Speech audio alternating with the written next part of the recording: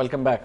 सेठी साहब, कल बलूचिस्तान के जितने स्टेक होल्डर्स हैं, governor, chief minister, MNAs, Pakistan peoples party के वहाँ के जो हैं, और उनकी मीटिंग हुई, ज़रदारी साहब भी थे। अब ये जो इस मीटिंग के अंदर आपको क्या लगता है कि बलूचिस्तान पैकेज को तो उन्होंने यूनानिमसली अप्रूव किया है, लेकिन आपको क्या लगता है कि क्या ये इतनी जल्दी इसको इम्प्लीमेंट किया जा सकता है जिस तरह की बातें कही जा रही हैं, या इसमें कोई वक्त लगेगा? देखिए, 3-4 दिन हो गए इस मीटिंग को हुए हुए, उसके बाद काफ़ी और भी डेवलपमेंट्स हुई हैं।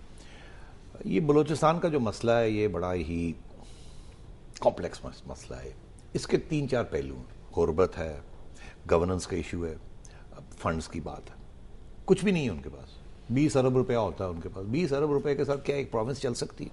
तो और रॉयल्टीज़ नहीं मिलती सुई गैस की, और बहुत से इस किस्म के इशूज़ हैं। तो वो पैसा का मसला है, बलूचिस्तान को डेवलपमेंट करनी है, और उसके लिए एक पैकेज, इकोनॉमिक अपलिफ्ट पैकेज, जिसकी बात हो रही थी। इसके अलावा 2 और पहलू। एक है प्रोविंशियल ऑटोनॉमी का, किस किस्म की प्रोविंशियल ऑटोनॉमी देनी है, और अगर सिर्फ बलूचिस्तान को देनी है तो सिर्फ बलूचिस्तान को देनी है या बाकी प्रोविंसेस को भी देनी है? क्या उसका कोई स्पेशल स्टेटस करना है, और अगर करना है क्यों करना है, और अगर नहीं करना तो बाकी साहब के साथ कैसे क्लब करना है? तो ये है प्रोविंशियल ऑटोनॉमी का मसला। दिलचस्प बात यह है मुनीब के, मेरा ख्याल है 20 साल पहले या 30 साल पहले कॉन्स्टिट्यूशन 1973 में आई ना, तो मेरा ख्याल है 10 साल के बाद वो कंकरेंट लिस्ट जो थी वो खत्म होनी थी। वो लिस्ट जिसमें कुछ सब्जेक्ट्स हैं जो फेडरल गवर्नमेंट के पास होते हैं और कुछ जो प्रोविंशियल, दोनों की ओवरलैपिंग होती है। वो दिन है और आज का दिन है, वो एक्चुअली सबसे बड़ी कॉन्स्टिट्यूशनल वायलेशन जो हुई है वो ये है, जो कि हर फौजी हुकूमत ने और हर सिविलियन हुकूमत ने की है, कि वो कंकरेंट लिस्ट को खत्म नहीं किया गया। और आज भी वही डिस्कशन हो रही है कि जी कितने सब्जेक्ट्स हैं, कितने इधर होने चाहिए, कितने उधर होने चाहिए। हालांकि कॉन्स्टिट्यूशन में लिखा था कि ये खत्म हो जाएगी 10 साल के बाद, तो अभी तक वो नहीं खत्म हुई। तो वो मसला चल रहा है, उसको भी हल करना है। दूसरी तरफ एक और इश्यू है कि बलूचिस्तान में अब ये चौथी दफ़ा एक नई इंसर्जेंसी खड़ी हुई, और ये बहुत ही वाइड स्प्रेड इंसर्जेंसी है। इसमें फॉरेन इन्वॉल्वमेंट भी बहुत ज़्यादा है, जो कि पहले कभी इतनी फॉरेन इन्वॉल्वमेंट नहीं हुई, और ये बहुत अग्रेसिव पॉस्चर है इसका। यहाँ तक कि आज तक जो भी इंसर्जेंसी हुई है बलूचिस्तान में, सबसे पहली इंसर्जेंसी 60s में हुई थी, उसके बाद 70s में हुई, और फिर ये 2002 के बाद ये हुई, थर्ड मेजर। उसके बाद छोटी मोटी तो होती रहती है वहाँ। This is the fourth one, this is the third और फोर्थ। आप समझ लें 50s में भी, 50s अर्ली 50s में भी गड़बड़ हुई थी। बिल्कुल चले। तो इसमें एक बहुत खतरनाक पहलू है इसका। एक वो पहलू है जो कि आप समझें कि हर इंसर्जेंसी में होता है, कि वो फौज और इंसर्जेंट्स के दरमियान क्लैशेस होते थे, एम्बुशेस होते थे, मगर वो पहले मरी बुगटी एरिया में होते थे, ज्यादातर मरी इलाके में होते थे, बुगटीज उसमें नहीं शामिल थे। इस दफा बुगटीज भी शामिल हो गए, पहली बात। दूसरी बात ये कि मिडिल क्लास बलूचिस्तान की भी शामिल हो गई। तीसरी बात बहुत अहम, कि टारगेट्स अब सिर्फ मिलिट्री नहीं रहे, सिविलियन टारगेट्स को भी, लोगों को भी टारगेट किया जा रहा है, खसूसन पंजाबीज को, सेटलर्स जो है, और गवर्नमेंट ऑफिशियल्स को टारगेट किया जा रहा है। पिछली इंसर्जेंसीज में कभी ऐसे नहीं हुआ था। पिछली इंसर्जेंसीज क्लासिक इंसर्जेंसीज थी, इंसर्जेंट्स, गुरिल्लाज और फौज के हमले, उनकी आपस में एम्बुशेस होती थी, झड़पें होती थी, हेलीकॉप्टर्स आते थे, ये होता था, क्लीन अप ऑपरेशन होता था, वो भाग जाते थे, फिर आते थे, ठक ठक करते थे, चले जाते। इस दफा ऐसे नहीं है। इस दफा सारी इनिशिएटिव जो है वो इंसर्जेंट्स के पास है, और वो अर्बन एरियाज में भी ऑपरेट कर रहे हैं, गालिबन क्वेटा में ऑपरेट कर रहे हैं, हर मेजर अर्बन एरिया में बलूचिस्तान में ऑपरेट कर रहे हैं, और ऑब्वियसली रूरल एरियाज में, और उनके अच्छे खासे कैंप्स हैं अफगानिस्तान से जहां से वो आते जाते हैं। ये नई डेवलपमेंट, और ये हो नहीं सकता विदाउट फॉरेन इन्वॉल्वमेंट।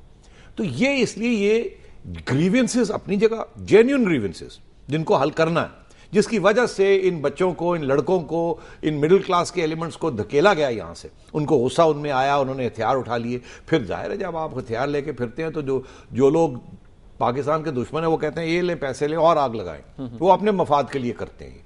तो इनकी ये एटीट्यूड है, यार जो भी देता है दे, हमने तो लड़ाई करनी है, ये नहीं देखते कहां से आ रहे हैं।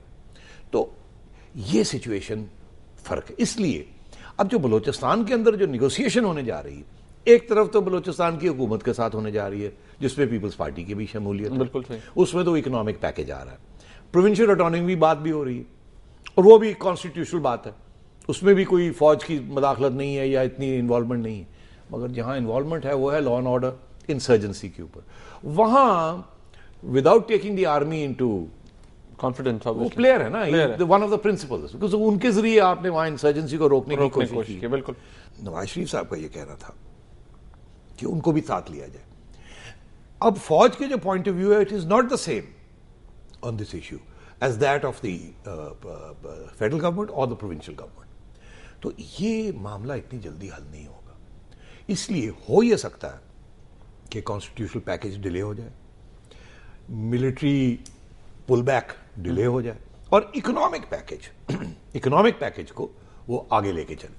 और अगर ऐसे होगा तो फिर ये जो मेजर इश्यू है वो पीछे चला जाएगा और ये मसला हल नहीं होगा। इसलिए तीनों ट्रैक्स के ऊपर जल्दी काम करने की जरूरत है, economic, provincial autonomy and military exit जो है वहां एग्जिट स्ट्रेटजी फ्रॉम दैट। लेकिन सेठी साहब, जो ये लगता है आपको कि आप जब मिलिट्री पुल बैक की बात करते हैं तो फिर तो ये मामला उधर का उधर ही, जैसे आपने कहा, उधर का उधर ही रहेगा, क्योंकि सिर्फ इकोनॉमिक साइड अगर आप बलूचिस्तान की कवर करें तो that's not the only problem. और इन हालात में उस दिन भी बात हो रही थी कि आपको लगता है कि गवर्नमेंट इस पोजीशन में कभी भी हो सकती है, कोई भी सिविलियन गवर्नमेंट के वो आर्मी को या आर्म फोर्सेस को कहें, सिक्योरिटी एजेंसीज को कहें कि अब आप पुल बैक कर रहे हैं? नहीं, मगर देखिए ना, इकोनॉमिक पैकेज का एक बहुत बड़ा रोल होता है।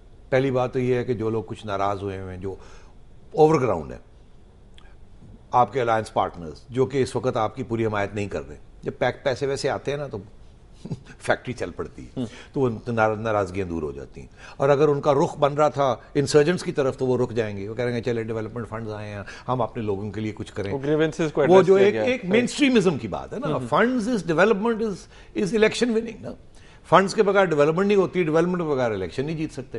तो जो लोग मेन स्ट्रीम का हिस्सा रहना चाहते हैं तो उनके लिए तो ये अच्छी बात है। अगर वो जा रहे थे इंसर्जेंट्स की तरफ तो वापस आ जाएंगे। तो इंसर्जेंसी को आइसोलेट करने के लिए तो ये एक वेस्टेड इंटरेस्ट क्रिएट किए जाते हैं, तो फंड्स के साथ फर्क पड़ेगा। ठीक, ये इसमें साथ स्टेबिलिटी आएगी और डेवलपमेंट होगी, और जो लोग नाराज हैं शायद वो भी वापस आ जाएं, वो कहें चले पैसे आ रहे हैं, डेवलपमेंट करते हैं, हम आके मेन स्ट्रीम में वापस आ जाते हैं। तो ये तो अच्छी स्ट्रैटेजी है। मगर जैसे मैंने आपसे कहा कि वो जो रियल इशू है वो है फौज का और फौजदारी का और मिसिंग पर्सन्स का।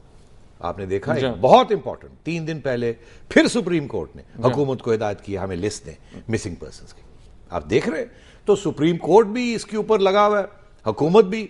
बलोचिस्तान का आपको पता है, चीफ जस्टिस साहब की बैकग्राउंड तो बलोचिस्तान से है। जी बिल्कुल। तो इसलिए मैं ये समझता हूं कि ये बलोचिस्तान का जो मसला है ये बहुत अहम है। इसमें सुप्रीम कोर्ट भी इन्वॉल्व है, फौज भी इन्वॉल्व है, गवर्नमेंट भी इन्वॉल्व है। तो ये तीनों को मिलके सॉल्यूशंस ढूंढने पड़ेंगे। अगर सुप्रीम कोर्ट इधर चला जाता है और फौज उधर चली जाती है और हुकूमत इधर उधर फ्लैप अबाउट करती है तो फिर ये मसला नहीं हल होगा। सेठी साहब, ये प्रॉब्लम तो काफ़ी लंबा है और इसकी बड़ी लंबी हिस्ट्री है। बलूचिस्तान का जो क्राइसिस है और इस इंसर्जेंसी की आम जो रेजिस्टेंस मिली है पाकिस्तान आर्मी को, उसकी भी मैं उससे थोड़ा आपकी डिटेल जानना चाहूँगा। लेकिन मुझे यहाँ पर एक ब्रेक लेनी है। ब्रेक के बाद जब हम वापस आते हैं तो इसकी डिटेल के ऊपर बात करते हैं। नाज़रीन, हमारे साथ रहेगा।